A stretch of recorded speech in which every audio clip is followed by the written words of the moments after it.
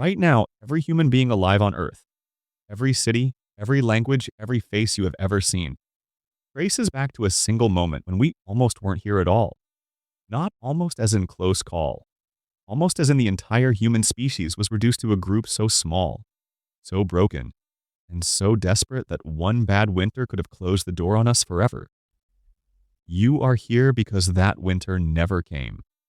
And the story of why is one of the strangest things science has ever uncovered. To understand what happened, you need to understand what we were. 70,000 years ago, humans were not the dominant species on Earth. We were not thriving. We were a relatively small population of hunter-gatherers spread thinly across Africa. Clever, adaptable, but fragile. No thick fur, no natural armor, no claws worth mentioning. We survived by being smart and by staying together. That was our entire strategy. And then something happened that nearly made it worthless. On the island of Sumatra, a volcano named Toba didn't just erupt, it detonated. It was the single largest volcanic explosion in the last 2 million years. The blast punched hundreds of billions of tons of ash and sulfur dioxide into the upper atmosphere. Within weeks, a thick gray veil had wrapped itself around the entire planet. The sun didn't disappear, it dimmed, and that was enough. Global temperatures dropped by 10 to 15 degrees Celsius. In some regions, far more. Forests that had taken thousands of years to grow died within a single season. Rivers ran cold. Animals that depended on those forests vanished behind them. Cold didn't last a year, it lasted close to a decade. Geologists call it volcanic winter. For most species alive at that moment, it was simply the end. For humans, it was almost the end. Geneticists have spent decades tracing human DNA backwards through time. What they found around this period still doesn't fully make sense, even to the scientists who found it. The genetic diversity of our entire species collapsed. Not declined, not narrowed, collapsed. Every human being alive today carries DNA that points back to a founding population of somewhere between 1,000 and 10,000 individuals. Full range of human genetic variation, everything that makes one person different from another, funneled through a gap that small. Think about that number. There are more wild chimpanzees alive today than there were humans at our lowest point. We were not the dominant species. We were a dying one, scattered, exhausted, and shrinking, holding on by the thinnest thread that has ever kept a species above extinction. And here's the part that gets strange. One small group survived by finding a coastline, the southern tip of Africa. While the rest of the continent grew cold and dark, the ocean kept that narrow strip of coastline slightly warmer than anywhere else.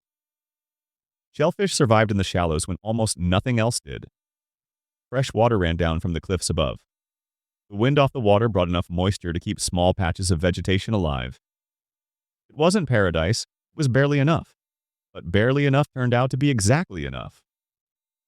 Archaeologists excavating caves along that coastline have pulled out stone tools, the crushed remnants of shellfish, and the ash of ancient fires, all dating directly to this period. A small group of humans sat on that beach while the world collapsed around them, eating shellfish, keeping fires alive, and waiting for a world that might never come back. They didn't know they were saving the species. They were just trying to make it to the next day. Every person alive today descends from that beach. Let that land for a moment. Every language ever spoken, every city ever built, every war ever fought, every song ever sung, every child ever born.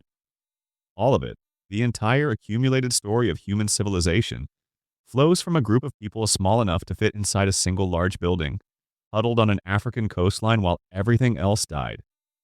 The Toba catastrophe didn't just nearly end us, it squeezed us. And what came out the other side?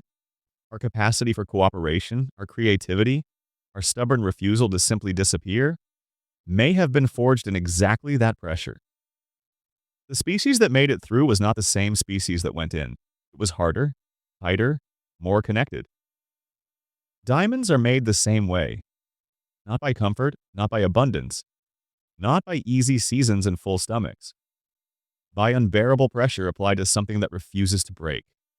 You are not here because your ancestors were the strongest animals alive. You are not here because they were the fastest, the biggest, the most powerful. You are here because when everything tried to end them, they sat on a beach and refused. That refusal is in you. It has been running inside every human born since that coastline. It is running in you right now, and the world has thrown nothing at you that it didn't already throw at them first.